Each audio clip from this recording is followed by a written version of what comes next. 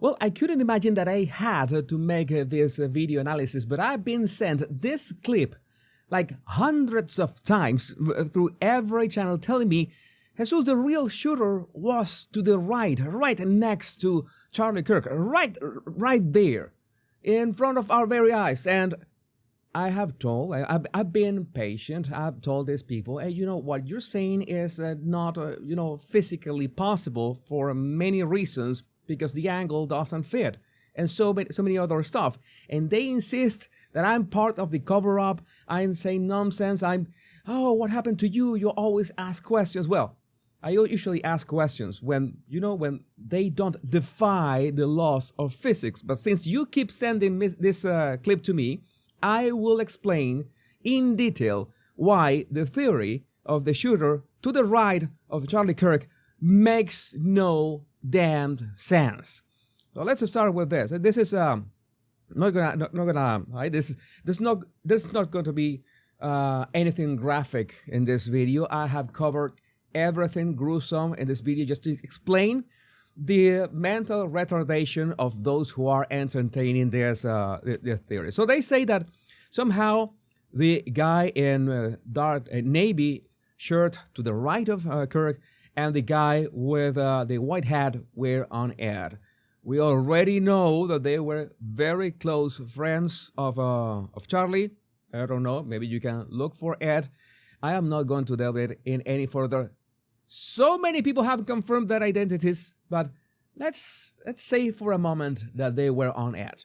For the sake of the conspiracy, for the sake of explaining this, let's say that maybe they were friends, but no, they double-crossed Charlie at the last minute. All right, let's consider that. So they double-crossed Charlie at last minute. This guy, number one, in the navy shirt, we play, and also the guy with the white hat. Oh, he was making all the signals, and the real shooter, the guy with the and what do we see here? They say that there was what is going on here? They say that there was something on his hand. I don't know about you, but I just see a hand and pretty much Ed. Like if this was some sort of gun, or that could be a napkin, that could be a paper, anything. Let's pretend that there was a gun, right? Notice the object in his right hand tucked under his arm. He was looking away, right? Let's continue with this.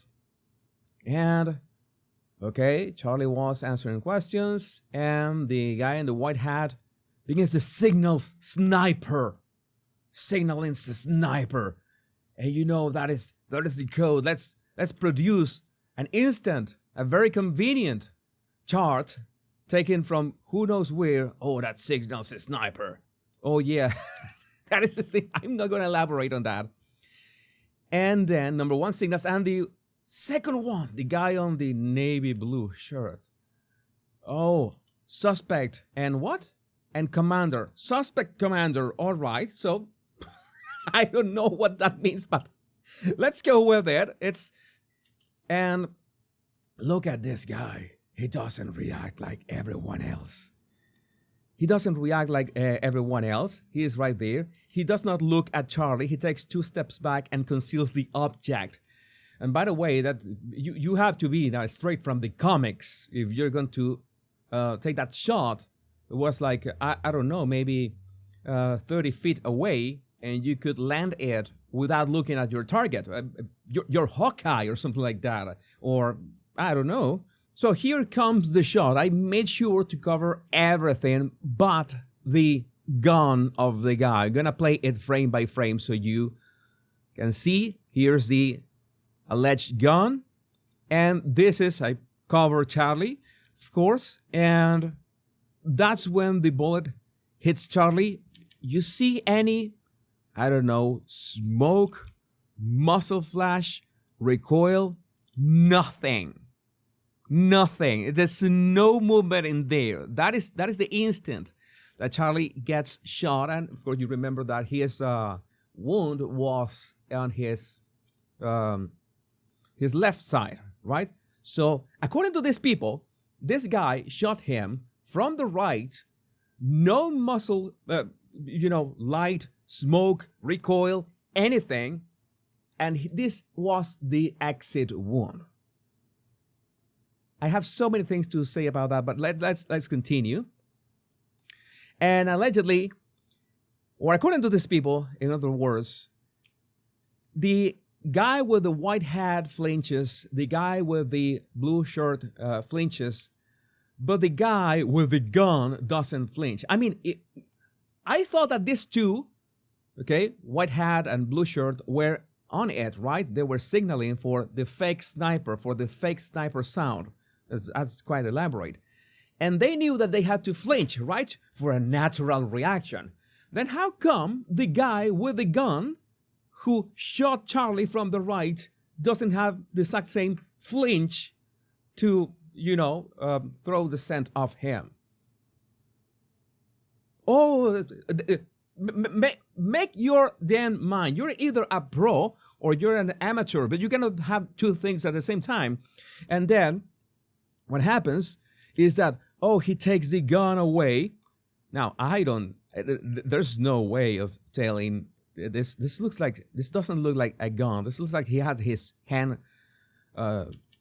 maybe a napkin or something. I don't know, but doesn't has any shape that has anything to do with a gun. So he retreats. Oh, of course he was the one, because he retreats. He takes a step back and tries to hide.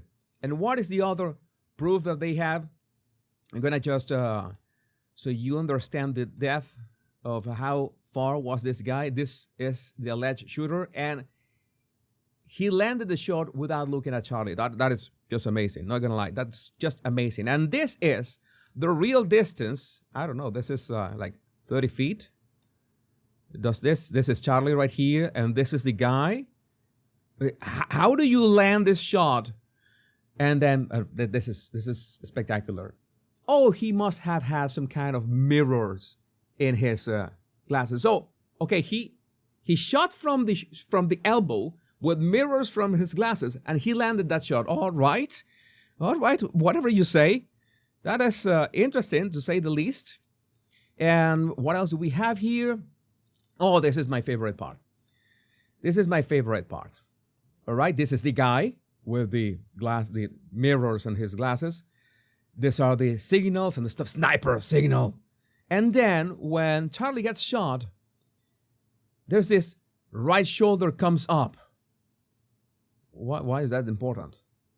Why is that important that the right shoulder comes up? I don't know. Oh, but he was concealing the weapon, because then when he goes right there, we don't see any muzzle flash or smoke or recoil or anything. Then, oh yeah, his hand is empty. He dropped the weapon at that moment. Oh yeah, object is now gone. Now, let's we already know that there was absolutely zero recoil, muzzle flash, smoke, anything. You see the angle in which the guy was, right? So I'm going to try to do this in a way that anybody can understand. I think that approximately here was the alleged exit wound on Charlie's neck. And this guy was, I don't know, let's say that he was straight next to Charlie. I would say that he was a bit in front of Charlie. Like I'm here, you have Charlie here, and he was like just a bit like one step in front of him. Not in front, but not exactly beside him or to his side. If that was true, we would have seen the point of entrance of the bullet. Because Charlie, when he's shot, you see that he tilts his head like this, and all the right side of his head and neck is completely exposed for everybody to see. If this is the alleged exit wound, we would say from the head position of the other guy that the bullet, quote unquote, would have entered like this and exit like this. And there's the last part that is nonsense about this theory. I don't know if you're familiar with bullet videos and on YouTube or real blood spatter, how it works. But usually the entrance of a bullet is quite clean and the exit is a mess. Why? Because, well, the bullet is entering and is exerting pressure in a very tight spot, very small position, very tight spot, right, of flesh. But as the bullet travels through flesh and soft tissue and blood, it exerts pressure, a lot of pressure. When the bullet exits, and according to these people, this is an exit wound, it would have a blood spatter of all the pressure that is exerting on blood, soft tissue, everything. There's no blood spatter. There's just a clean hole that appears, and then blood starts to gush out of it. That actually sounds like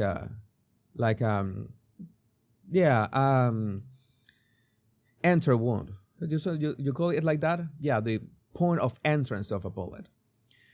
Now, people have all these sorts of theories. Where is the bullet? Why is, if that is an enter wound, where's the exit wound?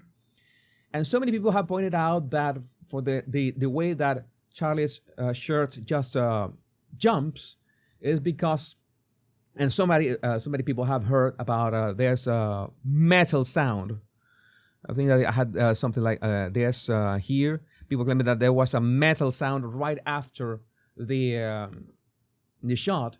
Is that the bullet most likely ricocheted off Charlie's vest that he was wearing, and then it went up. The fragment went up to his neck, and well, the fragments are inside his skull, or they ended up inside of his skull. So that's why we don't have, or we don't see at any point, any exit wound, and that would explain that there's no blood spatter at the back. You know that everything behind him was white, and there's no blood spatter, so there was no exit wound apparently. So again, I'm gonna make a video about more inconsistencies that people are pointed out, but at the same time, they are explaining by precisely what happened. So no, nobody to the right of Charlie took a magic shot that has no enter wound, and especially there's no muzzle flash, there's no smoke, there's no recoil, and the exit wound doesn't behave like an exit wound should behave, like blood spatter. I really hope, I'm pretty sure that many people will discuss what I'm saying. Oh, Jesus, you're part of the conspiracy. How much Israel paid you? You know, all the stuff. I'm just telling you what is physically possible and how the human body works under, well, the stress of a bullet. But I would like to know what you think about this in the comments. My name is Jesus Enrique Rosas. I'm the Battle Language Guy. Much love and bliss.